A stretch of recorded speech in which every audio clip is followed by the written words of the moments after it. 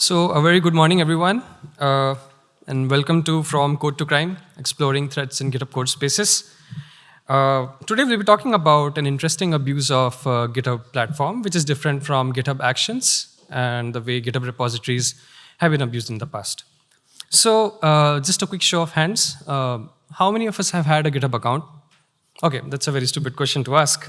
Did you know that with any GitHub account, you could create 2 Azure virtual machines for free, and you could access them from your browser itself remotely without any payment information. So my name is Nitesh. We both work in Trend Micro with different areas of focus.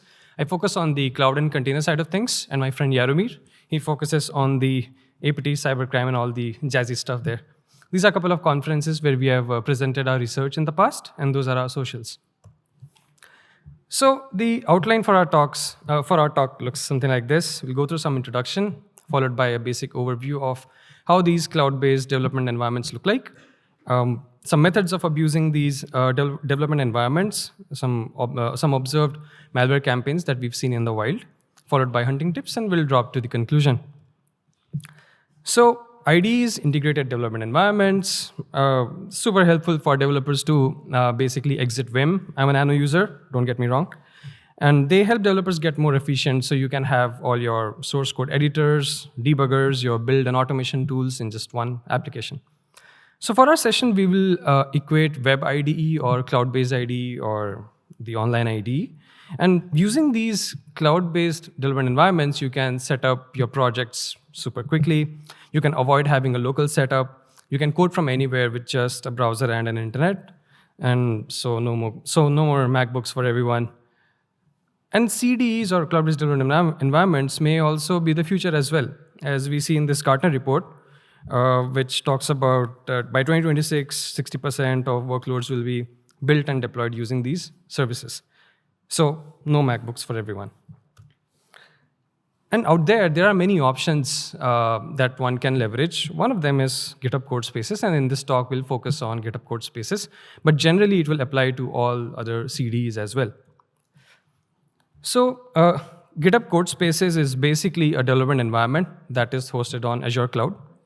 So developers or users basically find themselves inside a Docker container, which contains the clone of your repository that you're working on, the language frameworks, the IDE extensions, the tools, the plugins, all packaged inside a Docker container itself. And you can access this code space using various tools like your web browser, Visual Studio Code, JetBrains, GitHub CLI, and all.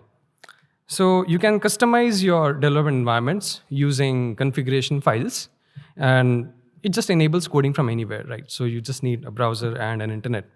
And unlike AWS, Azure, or GCP, or other public cloud providers, there is no credit card information or payment information required to create code spaces.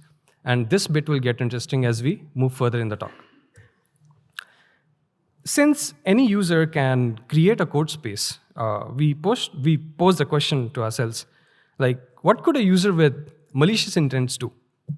But since there have been numerous instances of GitHub services being abused, like GitHub Actions being abused for crypto mining, GitHub repositories being abused to host malware, so we switched sides, and let's now take a look at code spaces from an attacker's point of view. Well, this is how the access for code space looks like when you're connecting to a code space from the browser itself. So notice in the top, we have a URL which looks like some animated pancake followed by a random bunch of characters followed by github.dev. So this is how the URL looks like. And this is similar to, or maybe probably exactly how we use VS Code. So it's just in the browser itself. So in GitHub Codespaces, you can create these Codespace instances in various regions. So we have 5 regions as outlined in this red box, followed by the VM configuration options. So these are the different configurations that you can use. Note that this is for GitHub free users. So anybody with a valid GitHub account, they can create these code spaces. Additionally, there is a default idle timeout, which is set to 4 hours, which is also the maximum. So if you don't have any activity that is going on your created code space, it will be up for 4 hours. And the default retention period and the maximum value for that is 30 days. So if you stop your code space, don't do anything, it will be there for 30 days. So there is a feature of exposing ports on GitHub Codespaces, and probably everybody knows where this is going. In this example, I start off a Python-based HTTP server listening on my favorite port 8080. And immediately I get this prompt that, hey, your application is running on port 8080 and it's available. Cool. This is a very helpful feature for developers if they want to test their applications, their APIs, or whatever stuff that they're working on. And we see that there is an option to set the port's visibility to private or public. So this is for GitHub free users without an organization created. But there are 3 modes of exposing ports on a GitHub Codespace. So first is private, that is accessible just to you.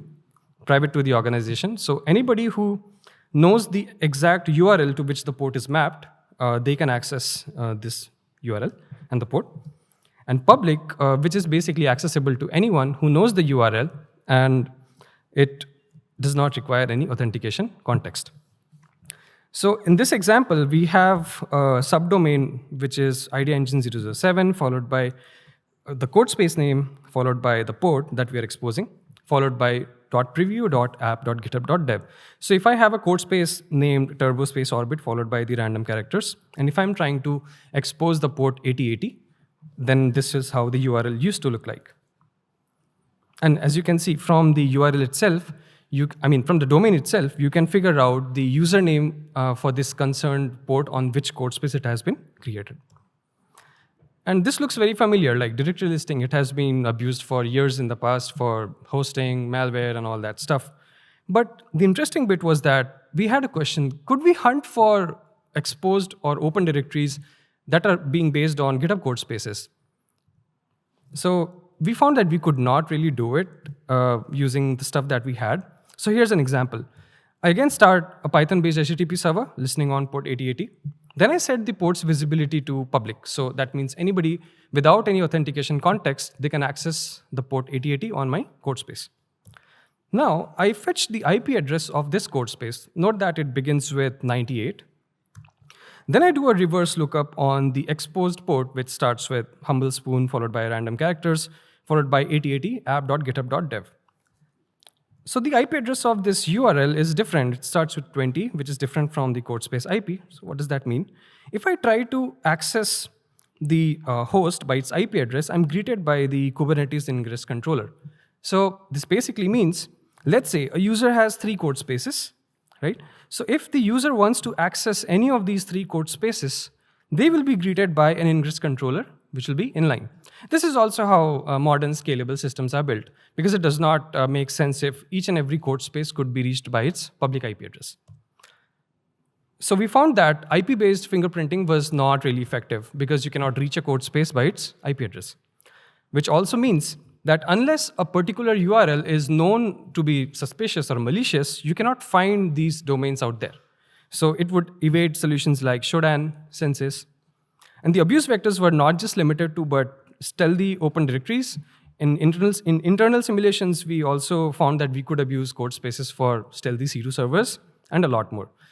And this seems like an accepted threat model because it's a service abuse, not really a vulnerability.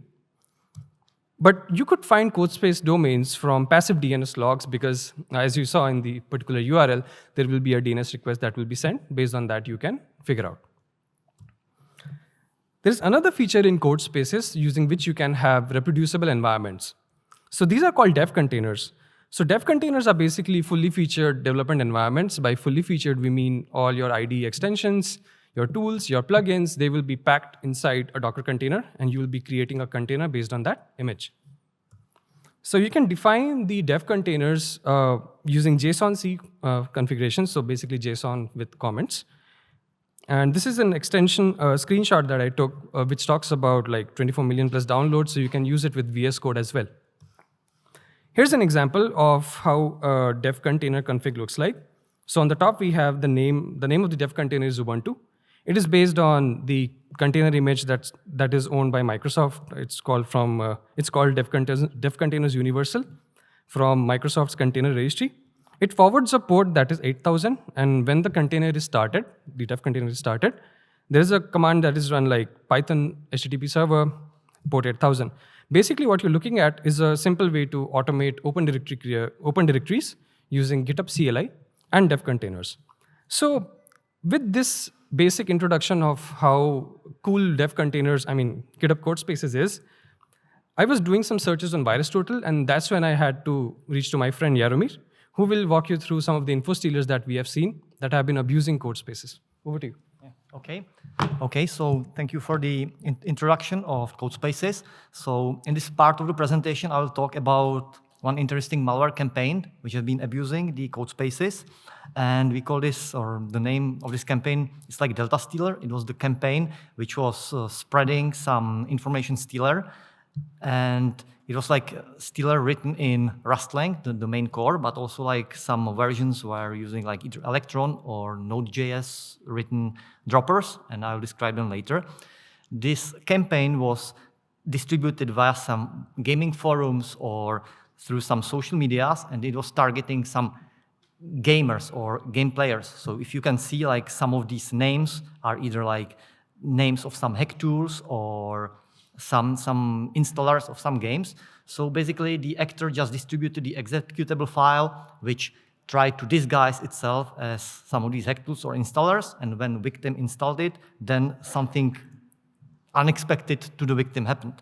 So the tool or the file which was installed is this Delta Stealer, and I will shortly describe this main variant, which was written in Rust language. It had some interesting anti-sandboxing, anti-debugging, anti-analysis features. For the stealing part, it's basically the typical thing which most of the stealers are targeting. So after acquiring basic operating system information, it steals various credentials from different Chromium-based browsers. It steals cryptocurrency wallets, Discord, and Steam data if they are installed. The data are exfiltrated to the one third-party cloud storage, which I'll describe later. And related to this presentation, also the kind of like statistics or overall information is posted to the webhook, which is hosted on running Codespace instance. Analysis in Rust can be quite difficult or not very like I would say like analyst friendly. So for those of you who are like malware analysts, sometimes you can see like these unfriendly, mangled, difficult to find names. However, like sometimes the actors keep there the original naming, and some decompilers can decode or demangle the names. So in one of these samples, we have seen pretty clearly the name of the classes and the functions, so what the stealer was actually doing. So basically, in addition to all the stealing, there's like one interesting part I will describe later, like it's like injection into Discord client. Also quite interesting is evading sandboxes. So some sandboxes have, let's say, some fixed either host name or usernames. So the code gets the current host name or username. There's the list of blocked host name and usernames. And if these are found, the malware stops running. So we found like one interesting username at the time of analysis, which was like this one. And we kind of found out that the same username has been used at least at that time, in some of these VirusTotal sandboxes. So the result, when we looked into behavior of some of these samples, we have seen like nothing. We have seen like no output because the sandbox was detected. Now I will show a little bit in the schematics, like the flow of the functions, just to have it more clear. So we have the sample, victim installs this supposed hack tool or game installer. Then at first, the sample connects to this gofile.io, which is some kind of like third-party cloud services, and it gets the name of the nearest server to which the data will be exfiltrated. Then it steals browser credentials, crypto wallets, Discord, Steam channels, packs everything into archive, uploads it to this previously acquired server. So here it gets the name of the server. Here is the server where it gets uploaded. After upload is finished, it contains or it returns the link or URL to the uploaded file. It's accompanied with a few more information like name of the browser, name of the computer, so many statistics like how many credit cards, cookies, passwords were stolen, and everything gets exported or submitted to this export Codespace instance. In one more branch, if Discord client is infected, is detected, then it gets infected and it also starts stealing some data like credit cards, PayPal information, email, password. And again, everything gets exfiltrated to this running Codespace instance. The Discord client is written in Electron framework. So those of you who do reverse engineering, it's kind of a little bit annoying to analyze these applications because usually the installer can have like hundreds of megabytes, then there are like hundreds of files, and just finding the right spot or right part of the code is sometimes it takes more time. However, in case of this application, there is like one module which name is this one, Discord_desktop_core. It contains file which is called core.asr, which is essentially, again, like some archive containing many other files. And inside of one of these files, we just were able to find like some functions which were responsible for the malicious activities, and these including like logging out correctly logged on user, and then installing some listeners which have been like stealing some authentication information, passwords, etc., and also prevention of logging using QR codes. So we have this ASR file.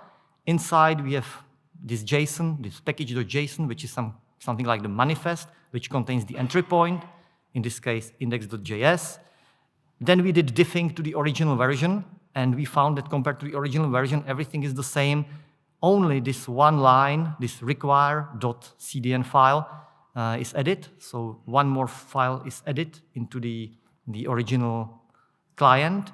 This file contains list of URL addresses or endpoints belonging to Discord, which get monitored. So you can see like some of these URLs.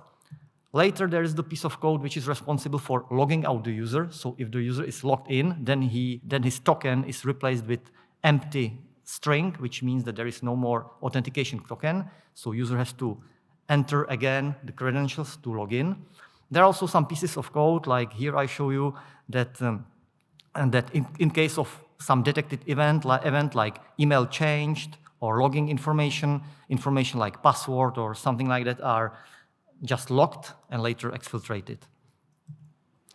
Also, user can use QR code to log in. So if they have the same Discord client on the mobile phone, they can just scan the QR code and log in this way. And in such a situation, they don't have to enter the email and password. And if the actors want to capture or force the victim to enter email and password, so they do something like this, that they hook, then this on before request, they checked every request. If there's any request starting with WSS, which is like WebSocket communication, then callback or the reaction to this request has parameter cancel true. So the WSS communication is canceled, and as a result, as you can see in the screenshot, the QR code is not loaded. Victim cannot use QR code to log in, and they are forced to enter email and password, which is then captured. And this is how it looks like in case of event of logging. There may be event login and password which victim entered. There are like more different events to be logged, which are logged in the samples which we analyze. Here you have we listed several of them, like login, change of email, change of password. If the victim adds new credit card, like information like credit card number, expirations, and tokens are exfiltrated. I mentioned that there are like few more versions of this Delta stealer, but the other versions are more like kind of like layers of obfuscation. So we have found like one case when this stealer was kind of like embedded and encrypted into Electron-based application. So there was like Electron application which contained in its manifest name Delta, then there was some key and some initialization vector, which later was used in the entry point or entry script to create decryptor, AES CBC variant. And then there was like one file, it was called libdelta.dll, but it was just binary file. But after using all these parameters, we could just decrypt it, and we could see the one of the version of these rustling stealers.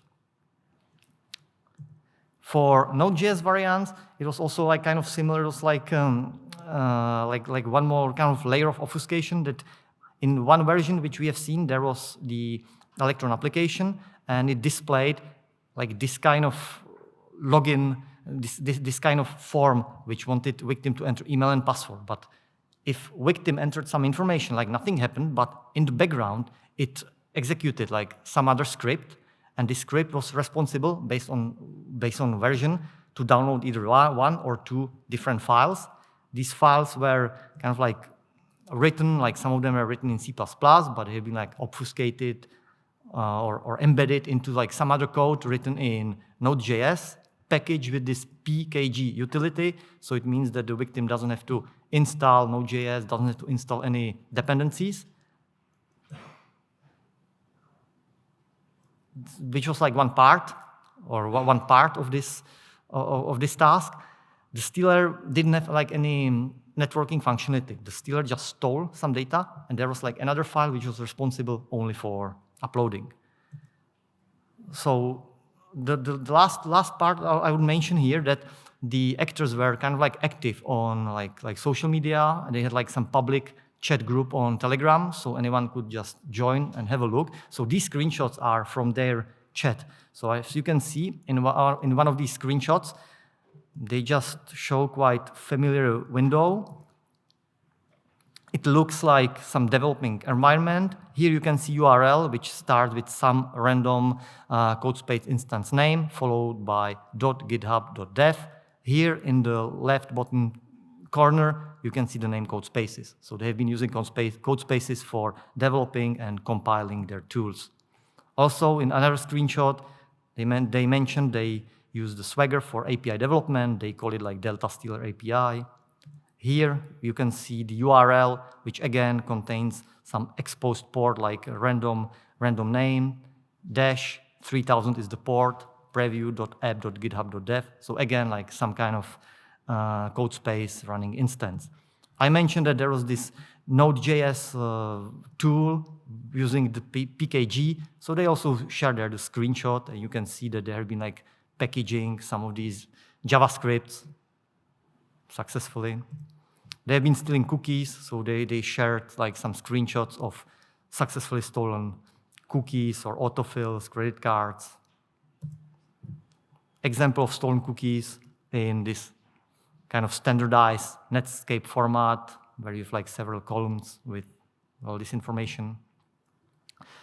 For hunting, I will show like a few examples how you can use VirusTotal. It's quite easy. Usually the domains end with app.github.dev, or previously it was like preview.app.github.dev. So you can go to VirusTotal, see all the subdomains. You can use this modifier behavior on content, followed by one of these domains, and you can get a list of related samples. Also, these hunting samples are only, these hunting rules are only for Codespaces. For like other environments, they will have like different URLs, but if they have the similar features like exposing the ports, then the hunting methods will be the same. So this is all for my part. Now Nitesh will talk about like some updates done to GitHub Codespaces, and he will make a short conclusion. So thanks, Jaromir, for walking through the different infostealer versions that we saw. So there have been a couple of updates to GitHub Codespaces. So the first one is initially the forwarded port URL started with .preview.app.github.dev. They have now changed it to app.github.dev. This definitely looks like a staging to production switch. But the URLs now, like the exposed port URLs now, they don't contain the username of the GitHub user to which the exposed port belongs to.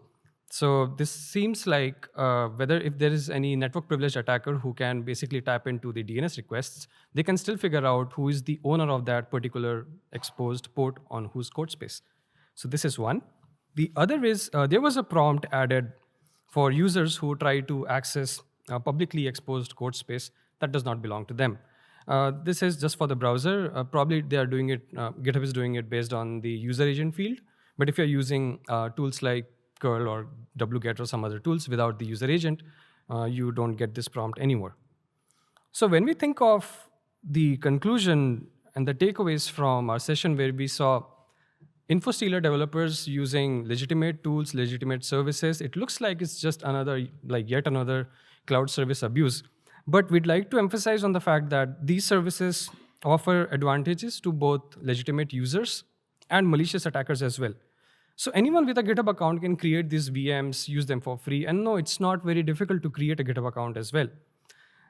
The high ease of use and the developer features like dev containers, reproducible environments, consistent environments, they help attackers a lot as well.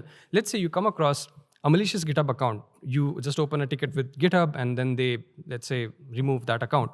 But if an attacker already has the environment created in a JSON C configuration, they can easily spin off the same environment within a few seconds. Evade traditional defenses. If your solutions are based on, let's say, IP reputation checks, they won't work for such code space domains. This is a very simple example from VirusTotal where there are no detections really. But if you notice, there are 3 files that are detecting to be communicating with this domain. And one of them was the infostealer that we just saw. So attackers are building and testing infostealers using code spaces just like regular software developers. So when we think of what can we take away, what should be the conclusion? While using code spaces or any other cloud-based IDE, you need to trust but verify. Everybody loves these 3 words, right? You need to trust and verify your VS Code extensions, the container images you are using in your dev containers, GitHub repositories, the dev container configs, the various post-start commands, post-create command directives.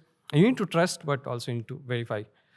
GitHub security logs can be used to audit your code space usage, like creation, deletion, suspension.